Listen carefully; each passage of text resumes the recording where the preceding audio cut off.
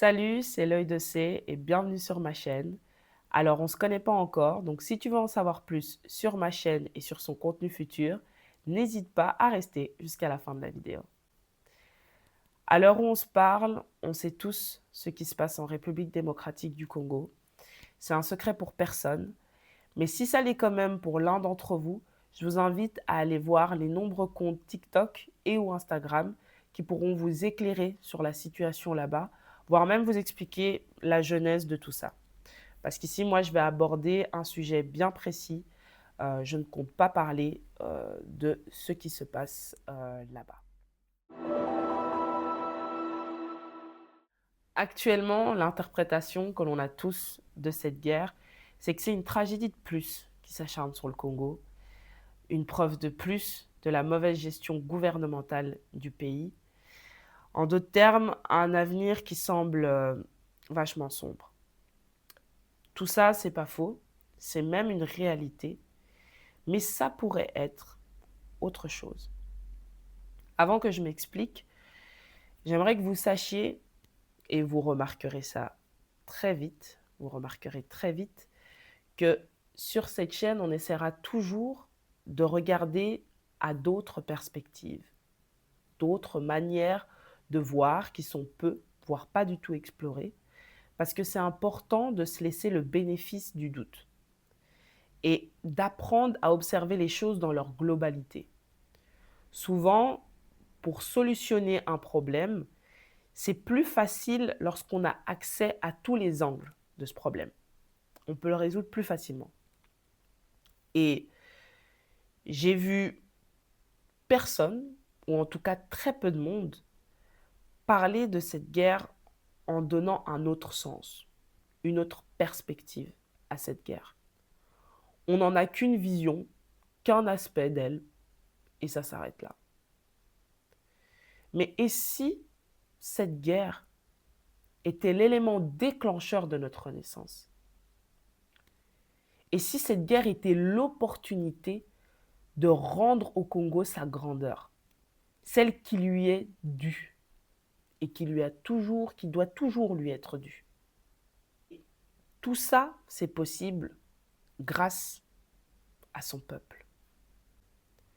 Et si cette guerre sonnait comme le temps de notre réveil en tant que peuple? Cette période critique par laquelle on passe peut s'avérer être un moment opportun pour s'introspecter et se redéfinir en tant que Congolais, Congolaises. Donc c'est vraiment comme si on s'arrêtait 30 secondes tous et on se dit, OK, qu'est-ce qu'on est en train de faire là? Où est-ce qu'on veut aller? Je pense qu'on est plusieurs, voire même tous, à voir qu'il y a beaucoup de personnes dans la communauté qui font un travail vraiment incroyable de sensibilisation. Ils nous sensibilisent sur l'importance, donc vraiment la nécessité de se lever, de se motiver pour dénoncer les plans atroces du M23 ECHO et sur comment on peut aider avec les cagnottes ou autres, sans oublier aussi les médias qui nous permettent d'avoir les actualités, les dernières actualités en temps et en heure. Donc, ça bouge vraiment et ça rend fier de voir qu'on ne se laisse pas faire. Ça fait du bien à voir, mais, parce qu'il y a toujours un mais, j'ai l'impression que personne ne s'adresse à ceux qui connaissent ce qui se passe là-bas. Donc ces personnes-là comprennent les enjeux, les personnes impliquées derrière cette guerre, mais, et les dommages aussi qu'elle cause, mais ils restent spectateurs malgré tout.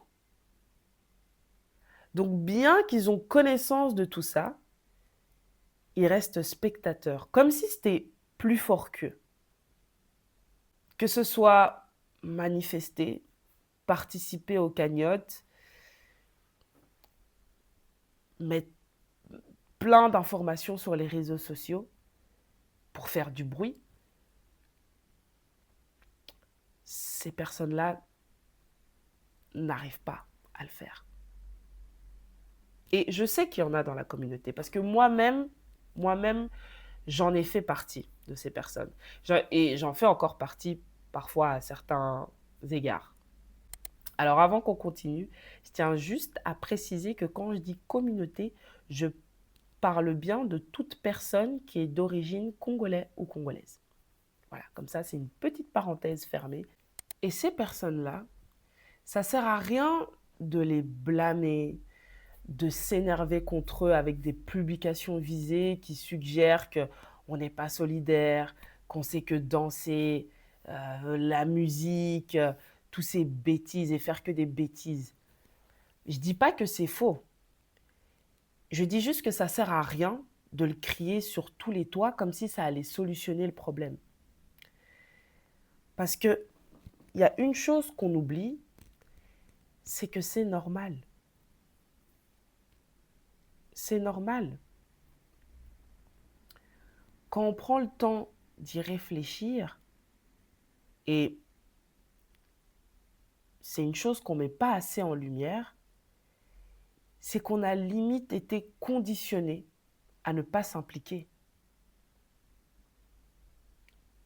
On a été limite conditionné à ne pas s'impliquer. Ça en devient même logique quand on prend le temps d'observer. D'ailleurs, c'est pour cette raison que j'ai décidé de faire cette vidéo. Parce que pour moi, même si vous n'arrivez pas à prendre part à ce combat, même si vous n'arrivez pas à vous impliquer, vous faites quand même partie intégrante de la communauté congolaise. Et c'est important de ne pas vous oublier. Notre responsabilité en tant que communauté, c'est de pointer cette gêne et de la déconstruire ensemble. Comme je l'ai dit, l'heure sombre par laquelle on passe permet aussi de laisser place au questionnement interne, je dirais même, et à une réelle remise en question. Par exemple, c'est peut-être le moment de vous demander pourquoi est-ce que vous ne vous impliquez pas et d'essayer de déconstruire tout ça pour qu'on puisse avancer ensemble. Et je vous propose de faire ce premier pas, ici et maintenant. On va battre le fer tant qu'il est chaud. On va parcourir ensemble 5 freins que j'ai observés et dans lesquels vous vous reconnaîtrez peut-être. Et on va les déconstruire un par un avec des contre-exemples ou des remarques pertinentes. Donc, je ne sais pas si vous comprenez bien, je pense que je me suis bien fait comprendre. Mais en bref, on va y aller, vous comprendrez, sur le terrain, comme on dit. Le premier point s'intitule « Sceptique ». Certains parmi nous, vous faites peut-être partie de ces personnes qui sont sceptiques, incrédules par rapport à la puissance du peuple. C'est quelque chose qui n'est pas propre à notre communauté, c'est même, je dirais, assez commun de penser que seul le gouvernement règne, donc seul lui est en mesure de décider, de changer les choses ou pas. Cette manière de penser peut potentiellement vous empêcher de participer à une manifestation, par exemple.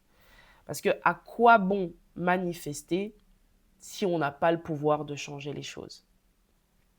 Donc, c'est un frein, qu'on le veuille ou non. J'aimerais vous donner en contre-exemple, pour déconstruire cette pensée, le cas du Sénégal. Quand vous prenez le Sénégal, l'ancien président du Sénégal, Macky Sall, qui est un grand pion de la France-Afrique, on le sait tous, lors des élections, il a vu un opposant pour reprendre sa place qui est Ousmane Sonko, un homme qui est très prisé par le peuple, un homme en qui le peuple a vu un espoir pour le Sénégal. Je suis candidat à l'élection présidentielle de février 2024. Il n'y a personne de mieux placé que nous pour gagner l'élection présidentielle. Et c'est parce qu'ils en sont convaincus qu'ils ont décidé de mettre un frein à ce projet. Quand je dis il faut comprendre qu'il s'agit de Macky Sall et son régime, mais il faut comprendre également que c'est la France. Macky Sall, bien sûr, n'était pas content et bien sûr, ceux derrière surtout n'étaient pas contents. Donc, il fallait trouver un stratagème pour retirer Ousmane Sonko ou en tout cas le discréditer.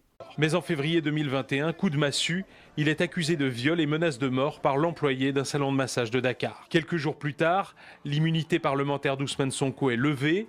Il est convoqué par la justice.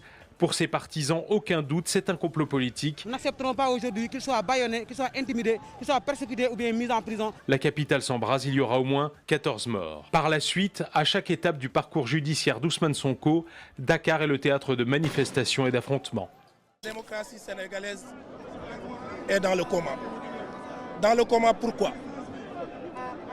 Le principe le plus simple en démocratie, la libre participation des acteurs politiques à des élections est biaisé.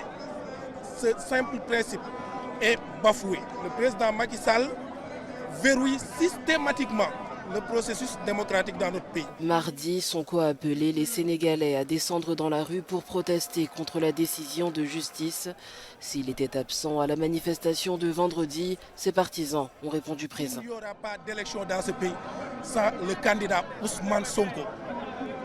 Ça, c'est très clair. Qu'on ne se leurre pas. Qu'on ne se leurre pas. Et nous aurons une posture défensive pour imposer cette candidature. De droit, quels que soient les moyens. Nous ne nous laisserons pas faire. Ce pays est le nôtre. Ce pays nous a tout donné. Ce pays nous a tout donné. Nous sommes la jeunesse de ce pays et nous voulons de Ousmane Sonko. C'est aussi simple que cela. Une chose en amenant une autre, bref, il y est, on va dire, plus ou moins parvenu. Par ailleurs, le 20 janvier 2024, le Conseil constitutionnel sénégalais publie la liste définitive des candidats à l'élection présidentielle et Sonko n'y figure pas après de longues et complexes procédures judiciaires. Diomaye Faye étant le candidat par défaut du PASTEF est maintenu. Celui qui a remplacé du coup Ousmane Sonko, c'est Bassirou Diomaye Faye, qui aujourd'hui est le président du Sénégal actuellement.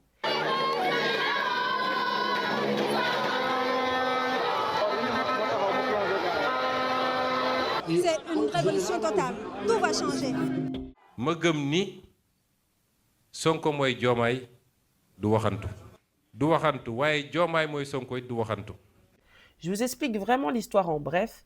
Je vous invite vraiment, si vous voulez savoir plus en profondeur, à aller sur la chaîne de notre Yaya, notre tante, Madame Nathalie Yamb. Elle a fait une playlist par rapport à ça. Vous pouvez aller la voir et elle explique tout par rapport à ces élections-là. Tout ça a été possible uniquement grâce au peuple. C'est le peuple sénégalais qui s'est battu et il y a eu des morts dans ces manifestations-là pour montrer qu'ils avaient choisi et que ce n'était pas aux Occidentaux de choisir pour eux. Donc manifester a du poids parce qu'il y a une chose qu'il ne faut pas oublier, c'est que ces gens-là qui gouvernent, une chose qu'ils n'aiment pas, c'est quand on dénonce ce qui était auparavant caché.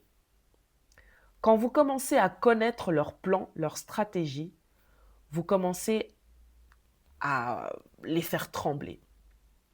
Une dernière chose que je dirais par rapport à ce point, c'est prenez le temps d'y réfléchir. Si nous, le peuple, on n'avait vraiment aucun pouvoir de renverser les choses, pourquoi est-ce que ces gens continuent de s'efforcer à nous cacher leurs plans? Si on n'avait vraiment pas de pouvoir, il n'y a pas besoin de cacher si on n'a pas de pouvoir. Mais s'ils le cachent, c'est parce qu'ils savent très bien que si on est au courant, on peut faire renverser les choses et qu'ils ne vont pas pouvoir agir comme ils voudraient agir. Le deuxième point s'intitule « L'ancienne génération ». La génération de nos parents. Moi, je suis des années 90. Donc, tous ceux qui sont nés dans les années 90 et après, je parle vraiment de nos parents à nous ici. Je me dis que ça ne doit pas être facile pour eux de prendre part à ce combat parce qu'ils ont tellement déjà donné en fait. Ils ont vraiment tellement déjà donné. Premièrement, ils sont plus très jeunes et ça fait qu'il n'y a pas autant, il y a pas autant de vigueur que les jeunes peuvent avoir.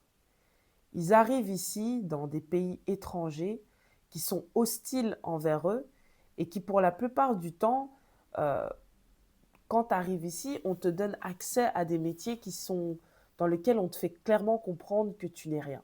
On te rabaisse.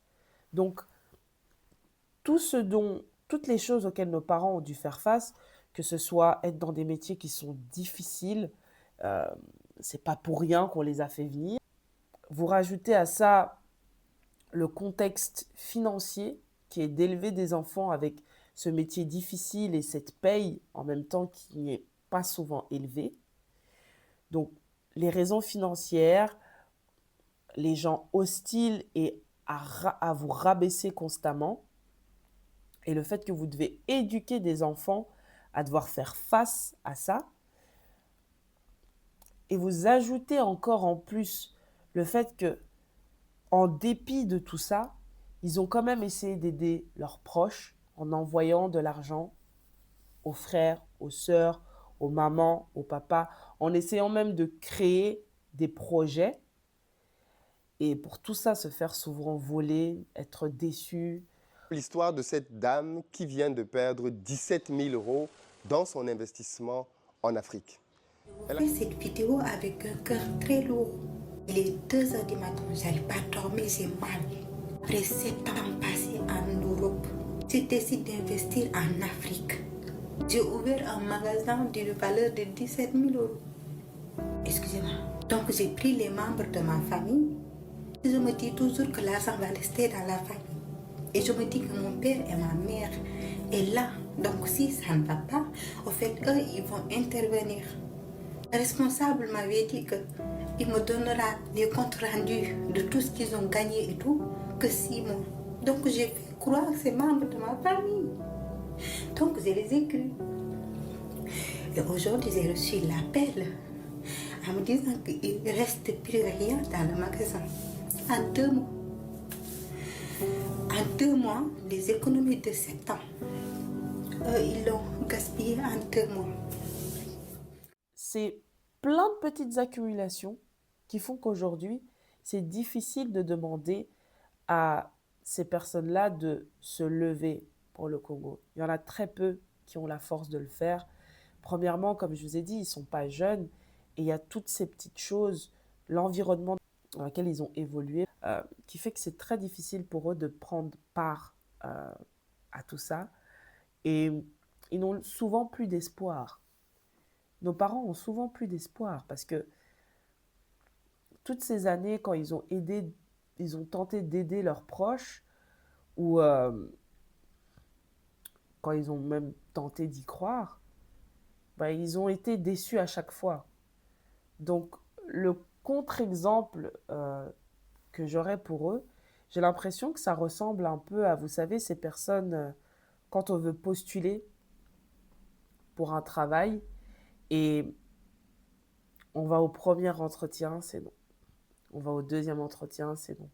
On va au troisième entretien, c'est non. On va au quatrième entretien, c'est non.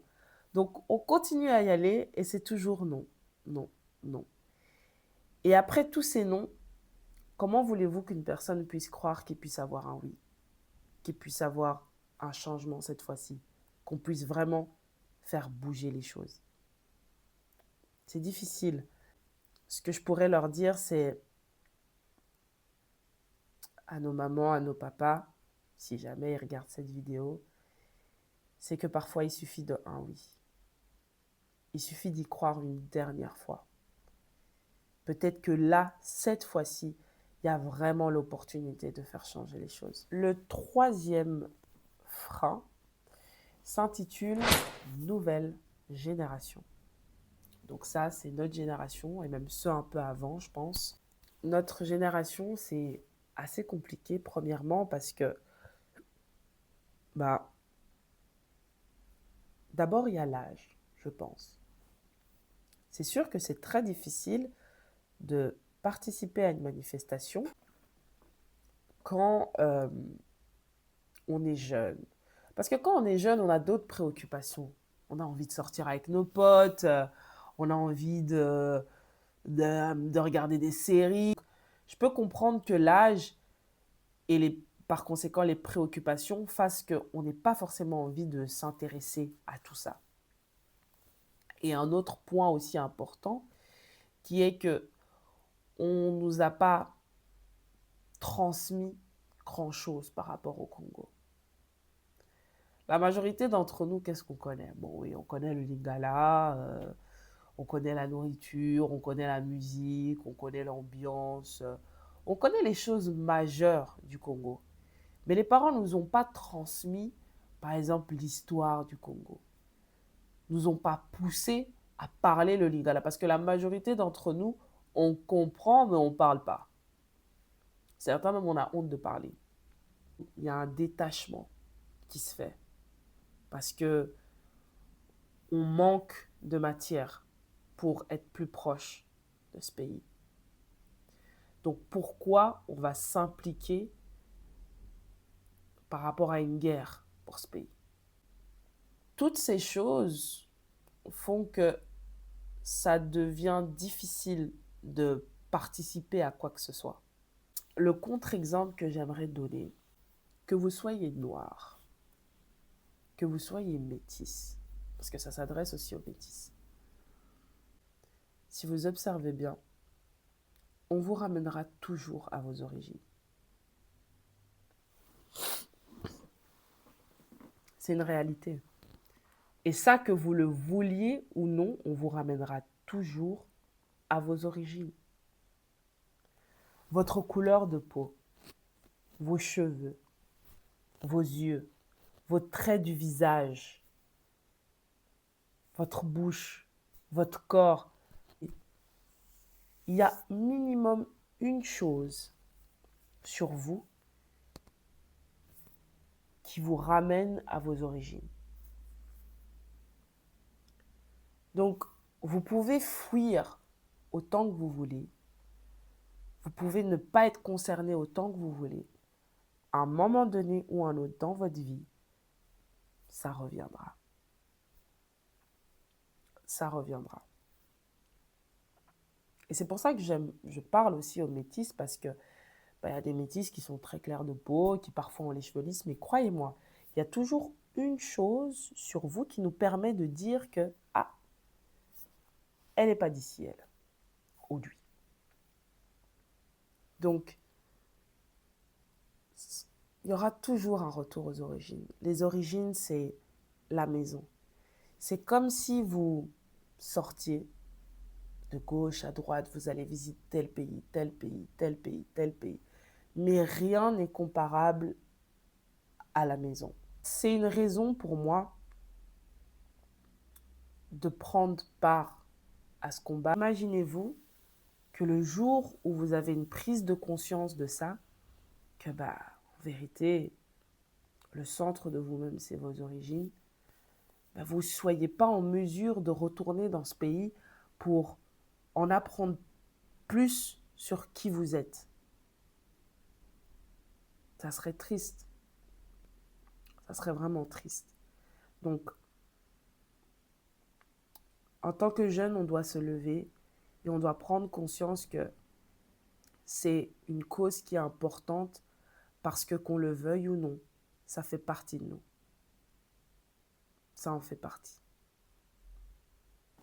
Ce point suivant, je ne sais pas si on peut le mettre comme un frein ou quoi. Souvent, il y a un sentiment qui est commun, comme je dis, que ce soit l'ancienne génération, la nouvelle génération, il y a un sentiment qui est commun par rapport au Congo, c'est ce sentiment de se sentir submergé. Le Congo a tellement de problèmes et on voit tellement de choses qu'il faudrait résoudre qu'on a vraiment l'impression d'être submergé. Comme on dit en anglais, genre overwhelmed. Et ça m'a rappelé un peu, vous savez, c'est un sentiment qui est normal en soi. Hein. C'est vrai, il y a du travail. Mais c'est un sentiment qui m'a rappelé, vous savez, pour ceux qui font des recherches, tout ça, quand on a des problèmes de procrastination, on parle souvent du fait que la personne qui procrastine, elle procrastine parce que souvent, elle voit le nombre de choses qu'elle doit faire et en fait, elle est tellement submergée qu'elle se dit « Oh, je vais remettre tout ça à demain ». Et si vous observez bien les différentes études ou quoi qui ont été faites, la clé pour ça, c'est de faire une chose après une autre. De ne pas voir la tâche en entier, mais de vraiment prendre point par point. Et je pense que c'est la même chose qu'il faut appliquer quand il s'agit du Congo.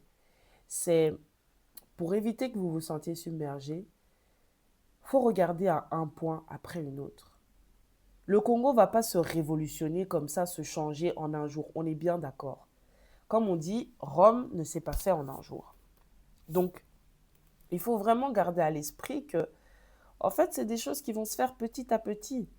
Si toi, tu t'y mets un peu ici, moi, je m'y mets un peu par là, lui, il s'y met un peu par là, elle s'y met un peu par là, mais au fur et à mesure, ça va évoluer et c'est comme ça que vous verrez l'évolution. Mais ce n'est pas possible de fermer les yeux, de les ouvrir et puis là, oh, un Congo nouveau. Non, ça va aller étape par étape. Donc, pour éviter de se sentir submergé, voyez les choses un par un. Intéressez-vous à un problème et puis peut-être à un autre. C'est une clé. Le 4e frein, c'est le frein qui s'intitule humain. Alors, pourquoi humain?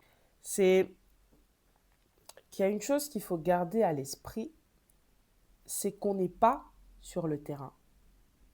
On n'est pas à l'endroit où tout ça se passe. On n'est pas à Goma, on n'est pas à Bukavu. On ne vit pas ce que ces gens vivent. Donc, automatiquement, c'est normal qu'il y ait la distance face qu'il y a une distance aussi un peu émotionnelle. Et en soi, c'est un peu normal. C'est un peu normal. Quand il y a la guerre en Syrie ou ailleurs, bah, bien sûr, on est triste, mais c'est difficile pour nous d'éprouver plus de tristesse que ça parce qu'on n'y est pas là-bas. On n'est pas sur le terrain avec eux. On ne voit pas tout ce qui se passe. On n'a pas les émotions par lesquelles ils passent. Quand ils entendent des tirs, quand il y a des bombes. On ne peut pas ressentir. C'est impossible. On ne peut pas ressentir ce qu'eux, ils ressentent parce qu'on ne vit pas ça actuellement. Donc c'est difficile de se connecter à leur douleur pour comprendre l'ampleur. Il y a aussi une distance émotionnelle qui est que parfois, quand les choses sont vraiment difficiles, vraiment où on sait que ça peut apporter chez nous un grand niveau de tristesse, on va avoir tendance à ne pas vouloir regarder. Parce qu'on ne veut pas réveiller cette émotion-là en nous. Et encore une fois, je répète, c'est normal et c'est humain. Ce que j'aimerais apporter comme contre-exemple pour déconstruire cette pensée, c'est qu'à un moment donné, si on n'est pas sensible à la douleur des nôtres, qui le sera? Qui le sera? Parce que, comme je répète encore une fois, on est humain. On ne peut pas prendre la douleur de tout le monde. Mais la douleur des nôtres, ça, on ne peut pas la laisser. Ce n'est pas un homme ou une femme, je prends un exemple, de Pologne, qui va avoir mal au cœur pour les enfants du Congo, par exemple. Ce n'est pas son peuple. Il pourrait, mais il n'est pas forcé parce que ce n'est pas son peuple. Mais si toi-même, tu n'es pas sensible à la douleur des tiens, ça va être vraiment difficile. Parce que qui le saura? Et ces gens-là se retrouveront délaissés par nous, en fait. Le 5e frein s'intitule la patrie ou la mort. Alors, c'est un frein qui est très compliqué, mais que je trouve très réaliste. On peut avoir peur de prendre part à ce genre de cause, parce qu'il y a la peur aussi des conséquences du fait d'en prendre part. Et beaucoup de militants, et pour ça je les trouve incroyables, ils dénoncent, et plein de fois on peut clairement dire que la mort est juste là, au-dessus. Vraiment. Genre, on sent vraiment que ils ont des pressions et que on essaye de leur faire comprendre que tu continues, on va te tuer. Donc c'est un point important à mettre en lumière, qui est que certains d'entre nous, on peut ne pas avoir envie de prendre part à ce genre de choses, ou même parfois certains artistes, célébrités, parce que on sait que c'est un chemin dangereux. Le Congo est un pays de foi, et quand on est un pays de foi, ou en tout cas une personne de foi, on tend vers les choses qui sont intangibles. Donc, ce qui est important pour une personne qui a la foi, c'est toutes ces choses qui sont, comme je dis, intangibles, qu'on ne peut pas matérialiser. Et pourtant, on est un des pays qui est le plus attiré par les choses qui sont tangibles. Tous ces politiciens, pasteurs et autres ont plus peur de perdre toutes ces choses tangibles qu'ils ont, plutôt que de... Ils ont plus peur de perdre ça, plutôt que de perdre leur dignité, leur âme, en tout cas la vérité. À tel point que on peut nous menacer avec, on peut nous manipuler, nous faire chanter avec, pour notre silence. Et je crois que le Congo manque de ça. Manque de leaders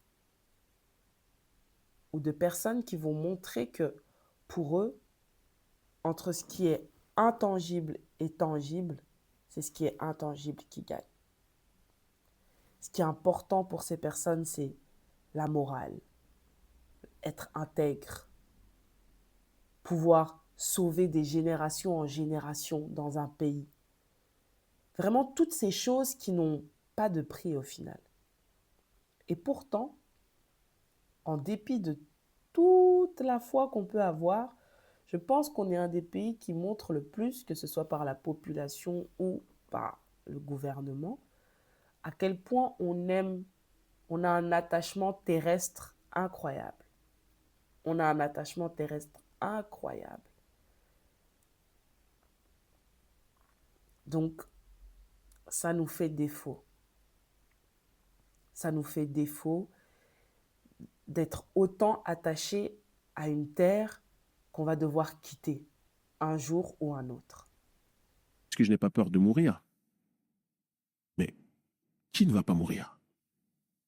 C'est ce que je dis tous les jours à mes enfants. Qui ne va pas mourir? Peut-être, et je ne vous le souhaite pas, peut-être vous mourrez avant moi. La question, c'est comment va-t-on mourir? Parce que notre mort va consacrer notre vie.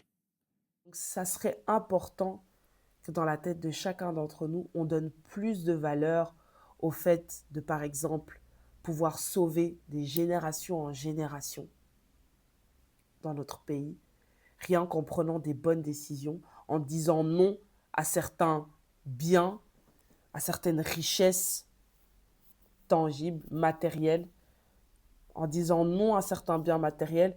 Pourquoi? Pour quelque chose de mieux dans l'avenir. Quelque chose qu'on ne pourra pas percevoir tout de suite, mais qui à l'avenir nous rapportera.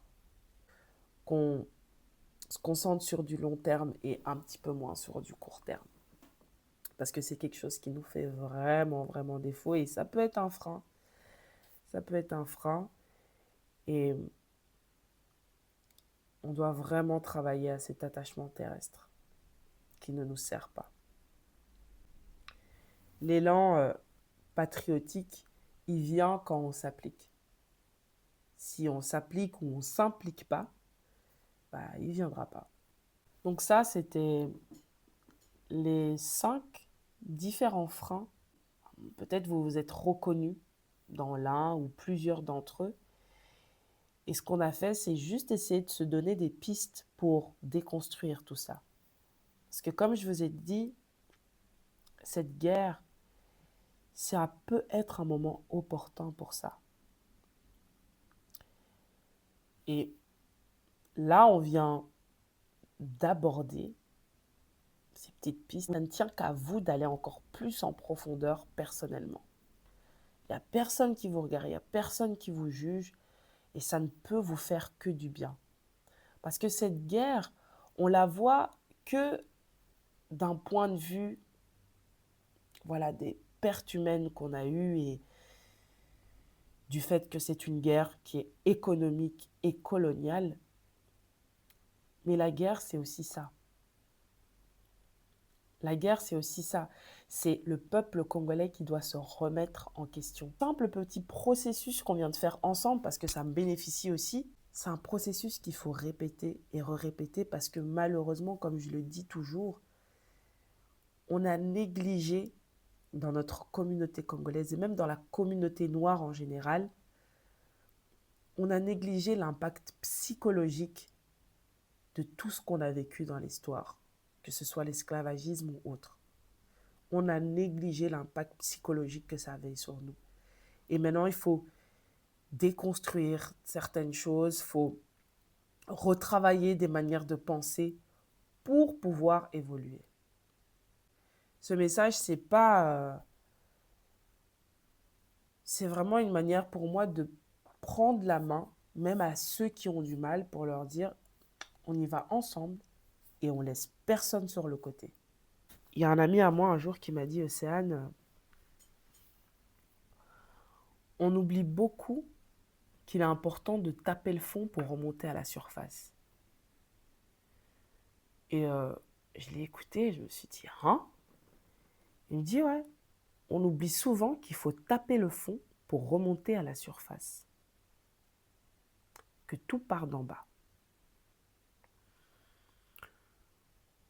Et ça revient aussi un peu à cette phrase que je voyais un peu sur les réseaux,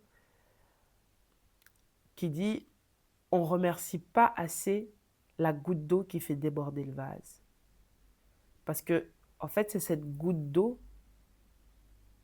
qui change tout. C'est cette goutte d'eau qui est l'élément déclencheur. Les coups durs, on leur donne souvent qu'un rôle, voilà, qu'un aspect, qu'une perspective, c'est celle de venir nous faire mal au cœur. Mais on oublie qu'elles ont un deuxième rôle. Nous faire remonter à la surface aussi. J'ai vraiment l'impression que c'est le cas pour le Congo. J'ai longuement hésité avant de faire cette vidéo. Pour démarrer ma chaîne, c'était même pas ce que j'avais prévu. J'ai tout changé quand j'ai vu à quel point la guerre s'est amplifiée. J'ai pris énormément de temps à la faire. J'ai eu beaucoup de doutes. Je me suis vraiment demandé si ça pouvait aider certains d'entre nous. En tout cas, moi, en la rédigeant, ça m'a beaucoup aidé. Et avant que je clôture cette vidéo, je veux juste vous dire qu'à la fin de la journée, je suis une simple Congolaise qui tente de comprendre comment je peux aider mon pays. C'est tout. Je suis personne, je ne connais pas forcément la géopolitique, je ne connais pas tout ça. J'essaye juste d'aider comme je peux. J'aimerais adresser ce message à nos Yaya, Maud, Yaya Fortify, Yaya Patrick. Et on vous suit tous et vous êtes des exemples pour nous parce qu'on se réfère à vous. La majorité d'entre nous, enfin en tout cas moi je parle pour moi, on n'a pas de connaissances en géopolitique. Donc parfois on voit des choses dans les journaux, à la télé ou autre chose et on pense que c'est un avancement ou il y a des choses qui se font. Donc moi ce que j'aimerais leur demander c'est vraiment de nous faire parfois des petites vidéos où ils reprennent des informations qui ont été données dans différents médias et qui nous décryptent tout ça qui nous explique comment toutes ces choses-là sont fausses, de vraiment nous éduquer. Parce que nous, on n'a pas forcément la connaissance géopolitique et la connaissance qu'ils ont, surtout parce que certains d'entre eux sont sur le terrain. Donc, de vraiment nous décrypter pour qu'on puisse ne pas se faire avoir par ce qu'on peut voir sur les médias.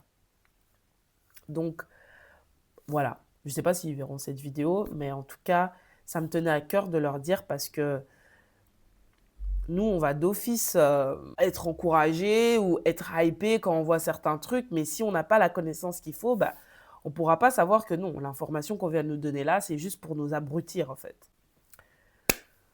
Donc voilà, ça sonne la fin de la vidéo. Pour celles et ceux qui décident de quitter la vidéo maintenant, eh bien, merci de l'avoir regardée. N'hésitez pas à mettre un commentaire, je les lirai. J'ai vraiment envie de savoir ce que vous en pensez, que ça soit une ouverture même à la discussion entre nous et de la partager aussi à des personnes que vous pensez qui ne s'impliquent peut-être pas assez ou qui ont besoin peut-être de voir cette vidéo. Et dans tous les cas, que ce soit commenté ou partagé, abonnez-vous si vous pensez que c'est une bonne chose ou en tout cas likez la vidéo si vous avez kiffé le contenu.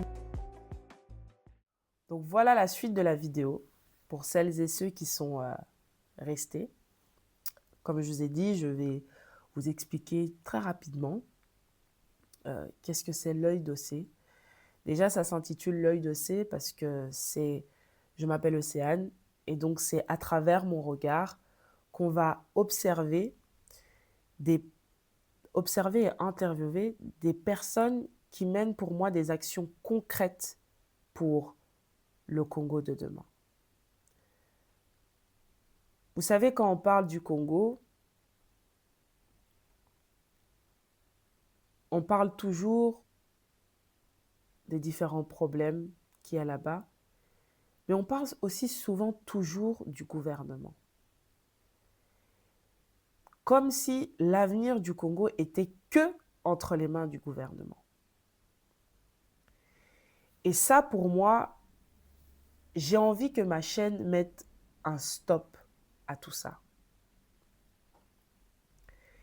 Et j'ai envie de vous montrer que oui, le gouvernement joue un rôle, mais il ne joue pas tout le rôle. La majorité même du rôle, c'est nous en tant que peuple. Et cette chronique est vraiment dans une option de se concentrer sur les solutions, la planification d'un Congo qui sera agréable à nous, à nos enfants et même à nos parents, si on a le temps de faire changer ces choses. Mais moi, je pense que c'est possible. Beaucoup de gens disent que ce n'est pas possible, qu'on ne verra pas les changements maintenant. Moi, je pense que même des infimes mini-changements, on peut les voir prochainement si on se mobilise nous tous. L'œil d'Ossé, c'est une chaîne où on va ensemble tenter de se concentrer à construire le Congo de demain. Vous en saurez plus avec les vidéos qui vont suivre. N'hésitez pas à mettre des commentaires parce que j'aime que l'endroit des commentaires soit ouvert à des débats, à des discussions, à des échanges parce que moi-même, quand je regarde des vidéos, ma section préférée, c'est d'aller voir les commentaires. Parce que j'adore voir comment les gens pensent, réfléchissent. Et ça donne lieu à beaucoup de... Vraiment, on est enrichi quand on va dans les commentaires. Bon, pas tout le temps, hein, parce qu'il y a toujours des idiotes. Mais on est enrichi en règle générale. Donc, n'hésitez pas à commenter. N'hésitez pas à partager cette vidéo et à la liker si jamais le contenu vous a plu. Si jamais le contenu vous a plu et si jamais vous comprenez la vision, abonnez-vous pour la suite. Et voilà, je vous dis à très bientôt. Merci d'avoir regardé cette vidéo pour cette première avec moi. Soyez indulgents, j'ai fait ce que j'ai pu au niveau du décor, j'ai fait ce que j'ai pu au niveau de ma bouche. Donc voilà. Ciao, ciao. Et n'oubliez pas vos noms ici. Les noms que vous aurez ici, c'est contributeurs et contributrices du Congo. Parce que je considère que toute personne qui va s'abonner à cette chaîne sera là pour contribuer à construire le Congo.